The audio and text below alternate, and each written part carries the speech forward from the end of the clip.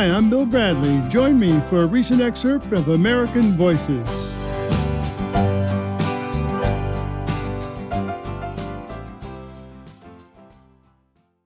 Every book lover knows how important it is to support independent bookstores. So today we'd like to shine a spotlight on an independent bookstore in Denver, Colorado. It's called Tattered.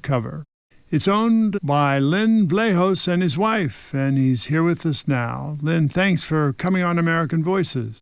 Thanks for having me, Senator. Delighted to be here. So, did you always want to own a bookstore? I mean, what's your career path to Tattered?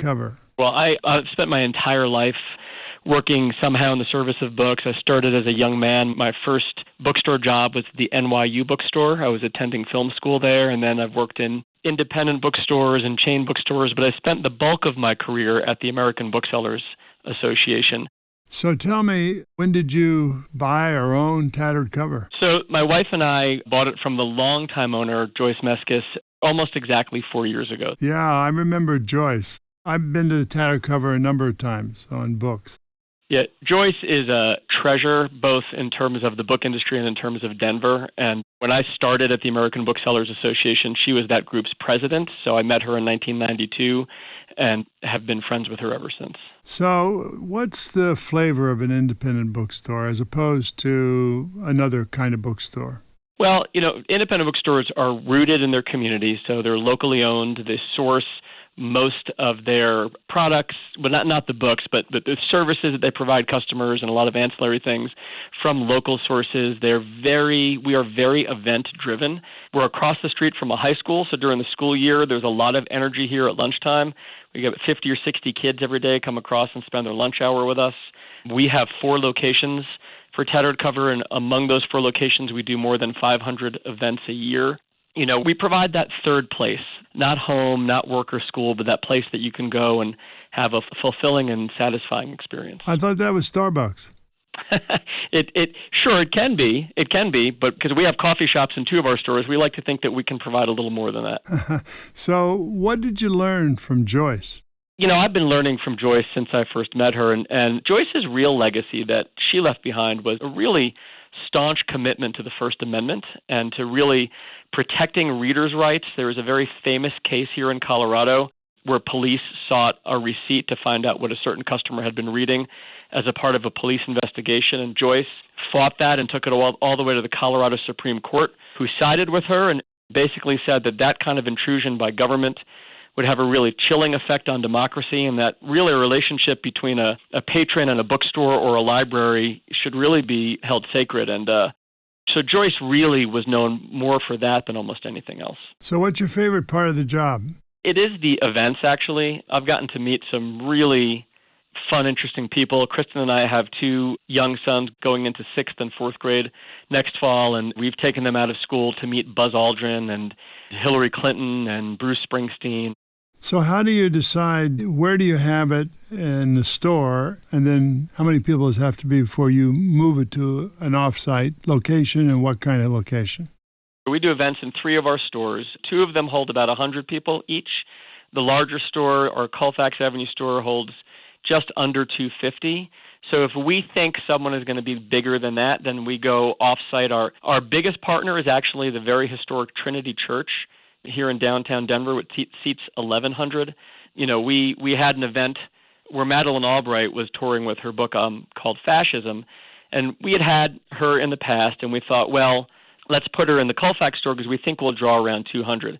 We put the tickets on sale. It sold out in a half an hour, and we wound up moving it off-site and wound up selling 980 tickets. We also do a lot of non-author events. We host story times for kids. We have a group that does lectures for seniors in assisted living facilities. They come and do lectures in our stores. We've done wine and coloring nights. We've done, you name it, we'll try it. We've also hosted our first 2 weddings recently. So tell us about some of the people who've come up to you and expressed appreciation for Tattered or enthusiasm for a particular book. I would say after the Broncos, Rockies, Nuggets, and Avalanche, we are probably one of the best-known local brands. So it has put my wife and I in a bit of a spotlight. So people will recognize us and say, oh, you're from Tattered, and they'll want to talk about their memories of that Cherry Creek store, or they'll talk about how thankful they are that we are taking this on because they were terrified that when Joyce retired, the city would lose Tattered Cover. So we get a lot of that. In terms of specific book conversations, those happen all the time. If you bring someone to a section, we all want to talk books. We make sort of great friendships and relationships around that. And, I would never talk about a specific customer's specific book love, but it often for me does happen in the fiction section where you'll get somebody who's really enthusiastic about a certain author, and then I'll make a note of it and maybe go on and read that author later myself. So there's an author named Patrick Rothfuss who's written two really, the fan base for these two fantasy novels is very rabid. And fantasy is not necessarily my cup of tea, and I thought I should get to read them sometime because they're perennial bestsellers for us. And this one customer just talked about how this writer just can write, he writes these perfect scenes, and that the books, he said, the books don't even necessarily have a point, but the storytelling, it's like an oral storytelling tradition. So I finally, after a couple of years of having it on my list, got around to reading it recently, and the customer was spot on, and it's made me now a part of that rabid fan base. It's those kinds of conversations. But I actually wound up listening, it's a 2-book series, I wound up listening to one of the 2 books as an audiobook, which is something we also do through Tattered Cover, is digital audio. And I found it really satisfying. That's something that most people don't realize. There's an oral tradition. Books are books, but it used to be before printing, people would stand around and tell stories. Cultures as old as thousands of years. Yeah, and, I think people are rediscovering that because the fastest growing part of the book industry is digital audio. I think people are starting to listen to books a lot more often, which maybe harkens back to that tradition. Yeah, I have a friend who's listening to the memoirs of Mark Twain, which are thousands of pages. Yeah, that's huge. Books are often a very intimate experience. Tell me, in your time there, when you've cried. It's a great question. I'm trying to think of a book I've read recently. There's a young adult novel by an African-American author named Jason Reynolds, he may be my all-time favorite writer. I have a separate career myself as a published author of young adult novels, and Jason and I were debut authors together, so I know him, but his books always get me. And he wrote a book in verse called Long Way Down, and it's about this kid from a pretty tough part of a city who were kind of going through his past and understanding that he's got this need for vengeance and revenge, and how that need for revenge is actually eating him alive. And I don't want to spoil anything. The last line of the book is probably the best last line of a book since, Tale of Two Cities. And that had me bawling when I read it. Wow, that's a very big compliment. Len, thanks for being here, and thanks for all you do for book lovers in Denver. Thank you, Senator.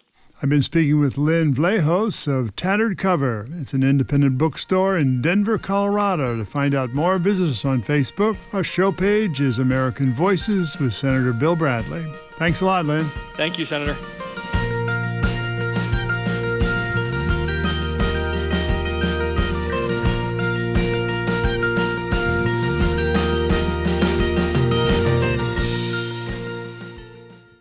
Thank you for listening to American Voices here on my YouTube channel. For more interviews celebrating the goodness and creativity of the American people, click the subscribe button below.